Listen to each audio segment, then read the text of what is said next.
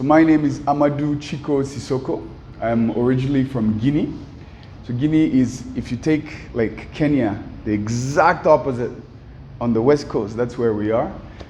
We're not related in any way to Nigeria. We don't speak the same language. We don't have the same culture or the same history. I know a lot of people in Kenya were skipping geography classes, so when they hear Amadou, they're thinking Nigeria.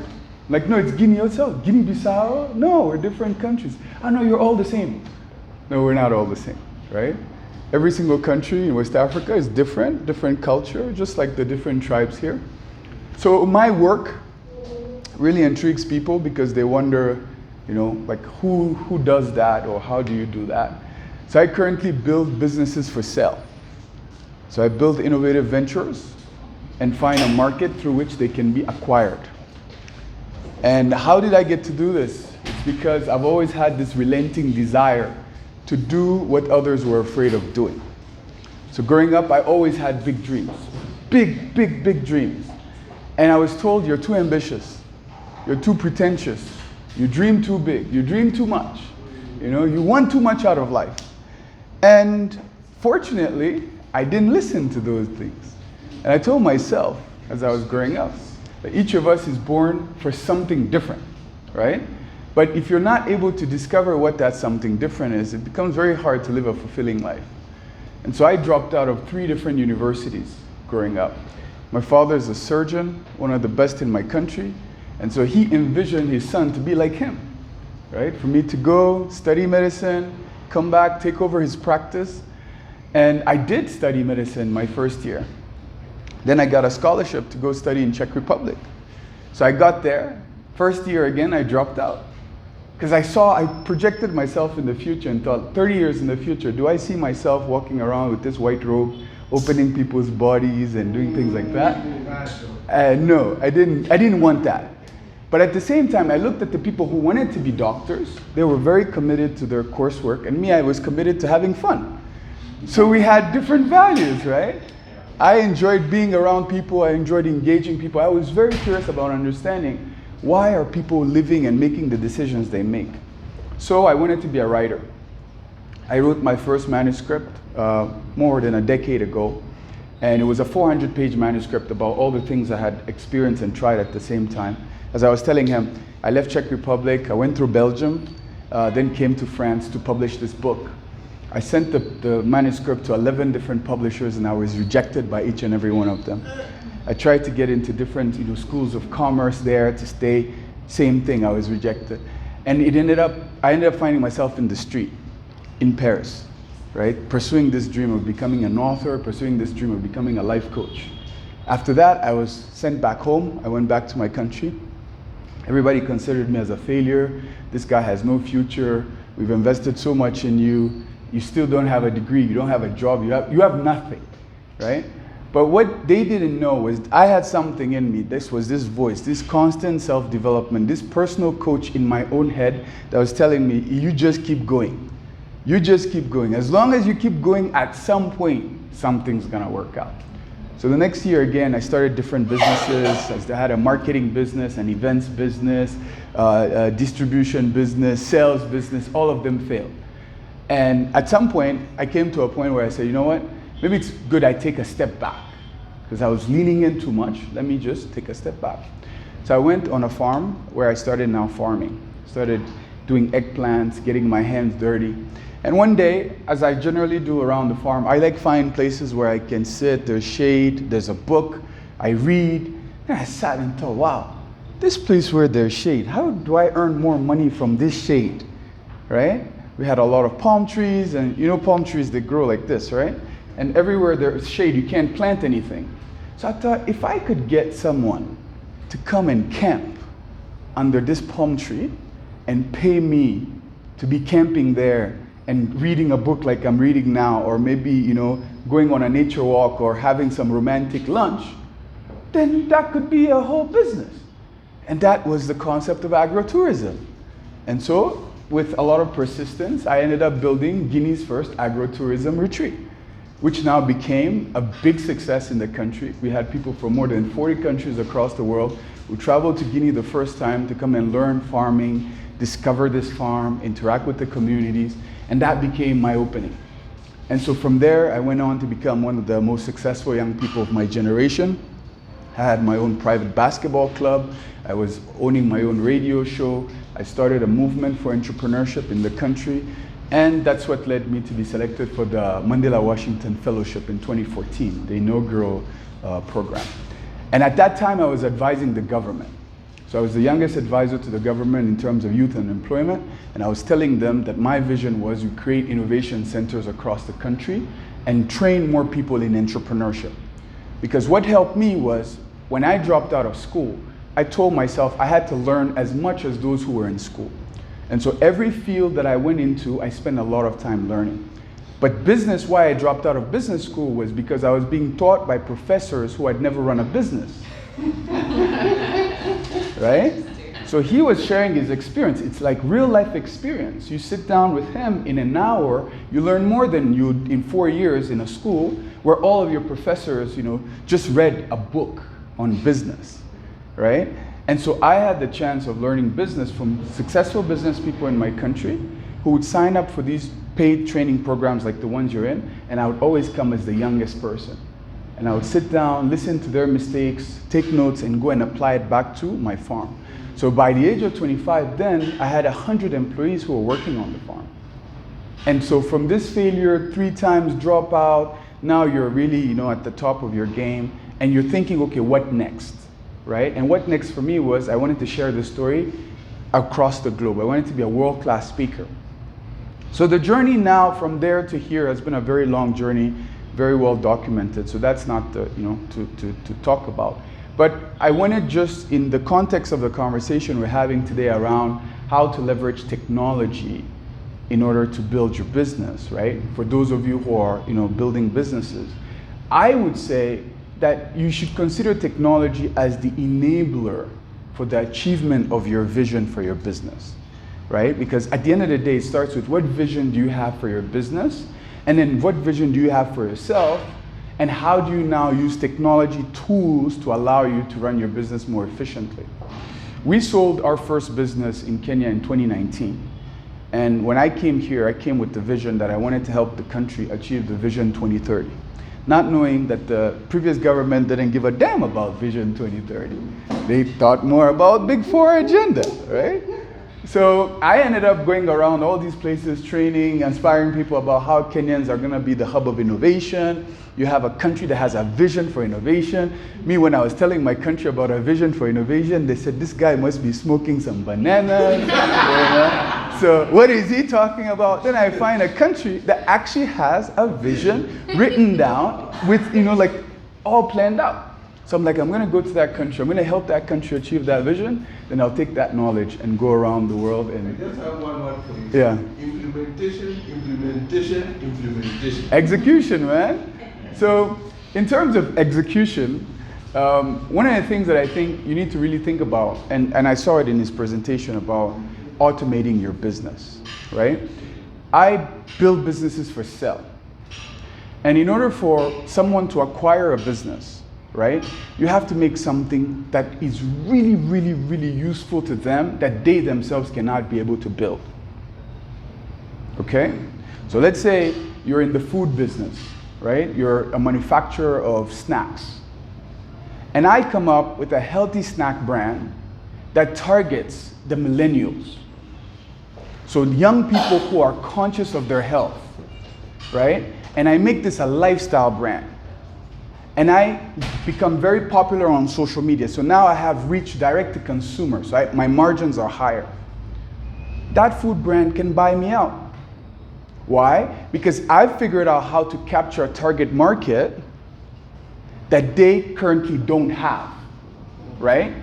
And by focusing on that target market and expanding that market, they now, by buying me, have that market.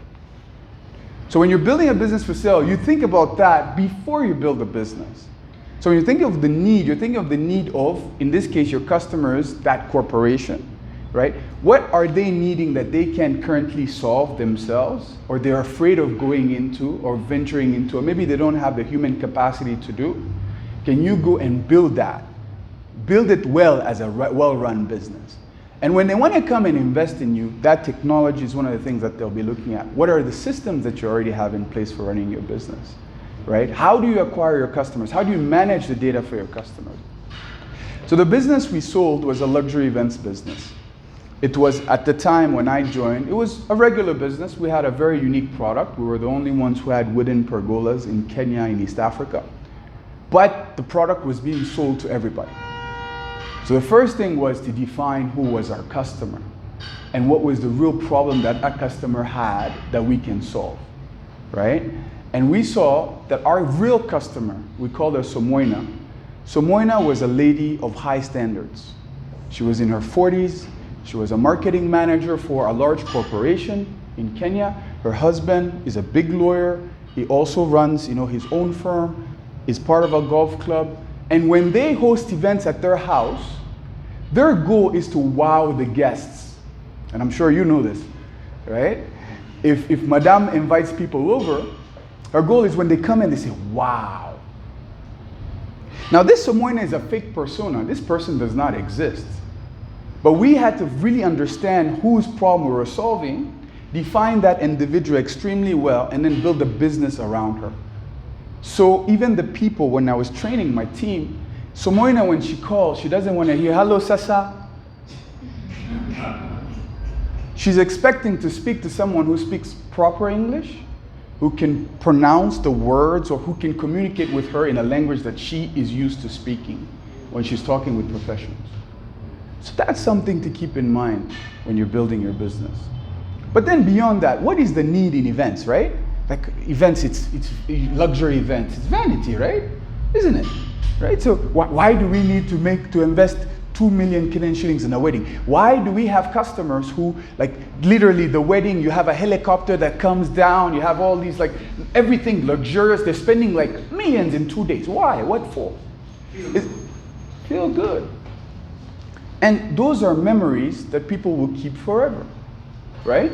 So the need that we were solving, as much as it may be futile to someone else, to the customer, it meant a lot. Because for them, it was about capturing memorable and wow moments, right? So as long as our team was able to do that, we expanded our market within that niche. So we had people like the First Lady, who, when her son was having his Rorashio, we were the ones who were doing the design. We had some very wealthy Indian families. Every single birthday, family holiday, we would be the ones doing it for them. But that alone is not enough to sell the business, right? And so we had to have our system, our CRM system, where we had a very large database of customers that when we were acquired, we moved it to the buyer. Our social media was really towards Somoina because we knew who she was, so we would create content that speaks to her, content that goes in her mind. And we know that she's a part of different WhatsApp groups. So we create content that is easy for her to share in a WhatsApp group.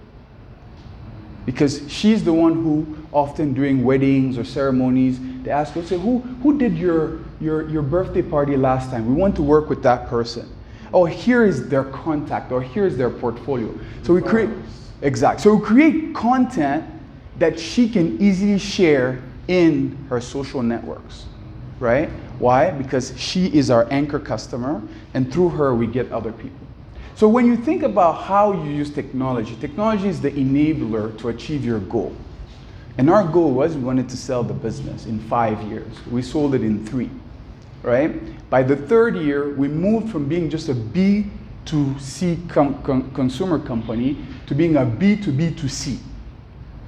Whereas all the people with whom we were competing for the same market, we said, what do we have that they need? And how can we offer it to them without them feeling like we're competing with them? So we created a special product, which was all the luxury event designers, because we literally invented that term, event designer. People used to always say event planner, right? Or decorator. We said, no, we don't decorate, we don't plan, we design. So we found all the luxury event designers, invited them for an event at our venue, and told them, hey, by the way, this product that you like to get from us, now you can offer to the customer without adding our name. You just offer to the customer directly. without you coming and saying it's ours. Like we will go and set up for you. It will be yours. You will sell it to the customer as yours, just as, like the way it's done with services. So it's to tell you also that technology allows you to have a flexible business model, right? Because now we had our customer base, but now we were touching more people through people with whom we were competing before.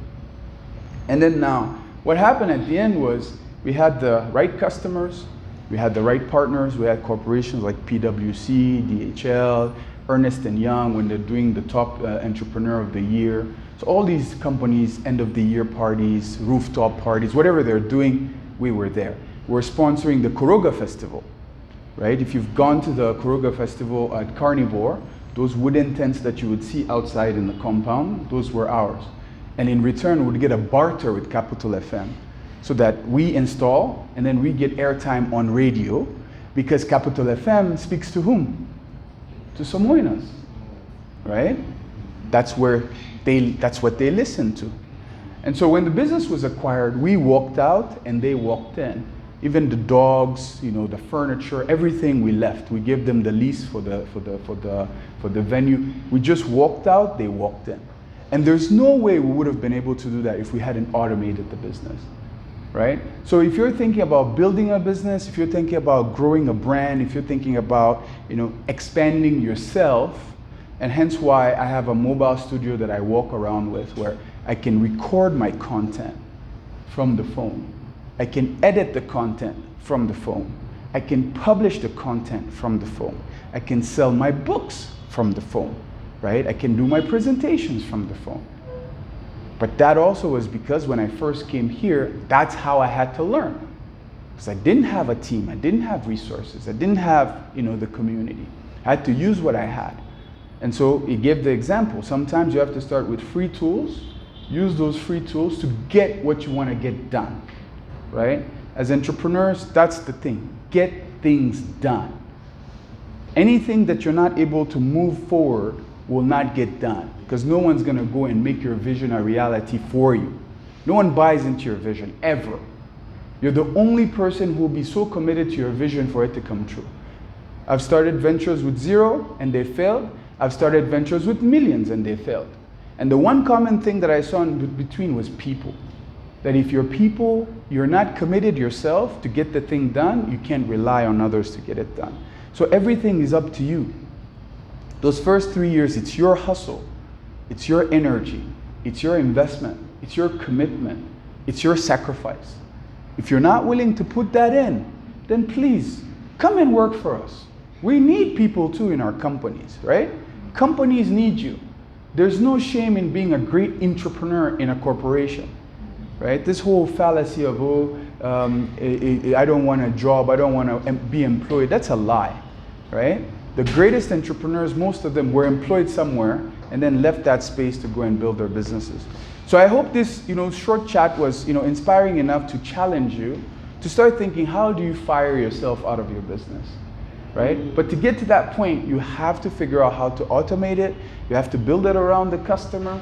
You have to have that solid customer base, that solid product that people are, waking up in the morning looking for, and then now, keep pushing it out there using technology.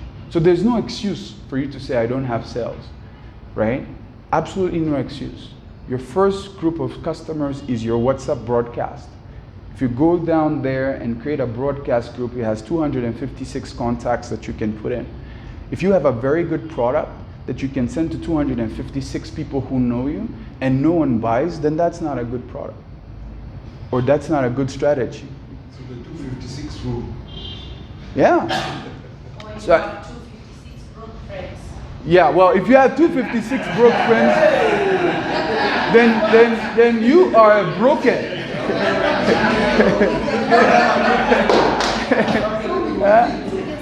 If you have 256 broke friends, you're broken. You're completely broken.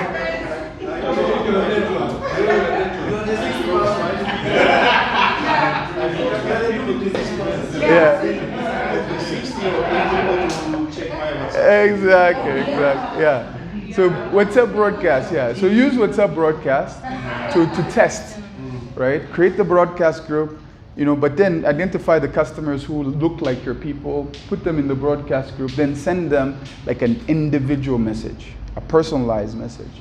Hey there, good to hear you. How are you doing? Yeah, oh, by the way, there's this huge thing that has been bothering so many people for a long time.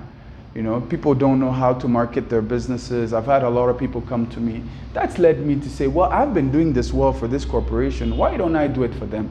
And this is what I did for them. You show a video, you show like a proof of concept. If you would be interested by anything, please let me know. I'd be happy to, do it for you. And then some of them will say, oh, nice. Some of them will put a smile. Some of them will say, hey, by the way, I'm interested. Others will even block you. Right? But you follow up on those ones who respond. Right? It's a numbers game. Right? So do not be in that situation where you feel like everything has to be perfect for it to work out. The guy said 17, right? I've done 15 projects in the past 2 years that have failed. The 15th is the one that now is moving. In the past 5 years, I've done maybe 70 something projects. Right? And you just need one to succeed. Right? So I have an analogy, and I'll finish with this, is imagine your dreams, because it all starts with your dream, right? Imagine that your dream is behind that door, okay? And there's only one key that can open that door. But you've been given a set of 3,000 keys, okay? You have 3,000 keys. You have like this big box of keys, like that big box of keys. So what's holding you back from your dream? Right?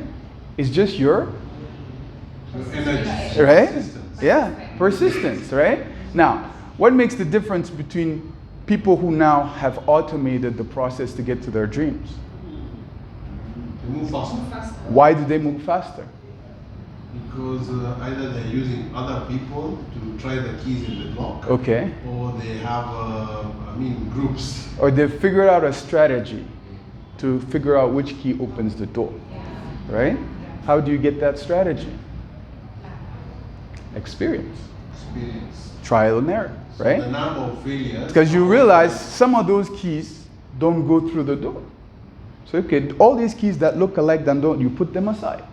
So you don't waste time on those. You look at the door, okay, it has a brand. Okay, let me look for all those that have that brand. You put those aside, right? Until you get to the objective. So there's nothing holding you back from your dream. It's just your thinking. You're thinking of failure, you're thinking of criticism, you're thinking of fear, and that is clouding your thoughts. So I always start with what I want to see what it looks like when it's done, and I want to see who I'll be after I've done it. Right? So I have a dream right now, a goal, not even a dream, a goal of creating 1 million millionaires by 2030. Right? So I know, but after 2030, we would have created more than $1,000 trillion of market in Africa. Right? So what does that world look like? It's a world where young Africans like yourselves, right, or African lovers like my friend here, you are going out to the world to dominate. So you've expanded across Africa, now you're going to the world to dominate. So when they say top 1,000 companies in the world, maybe 500 or 600 of them would be African or created by Africans. Right? So that's the vision. It starts there, right? You see the goal, then you go behind the goal. Okay, the goal is here, so what's that goal? Okay, so now you start there. So every one of you, I believe, will run a globally dominant business in 2031. So everywhere I go, everyone I meet, that's what I believe. I'm meeting the people who will be doing that. And so I inspire them, I challenge them, I provoke them, and I help them find that path. Thank you very much.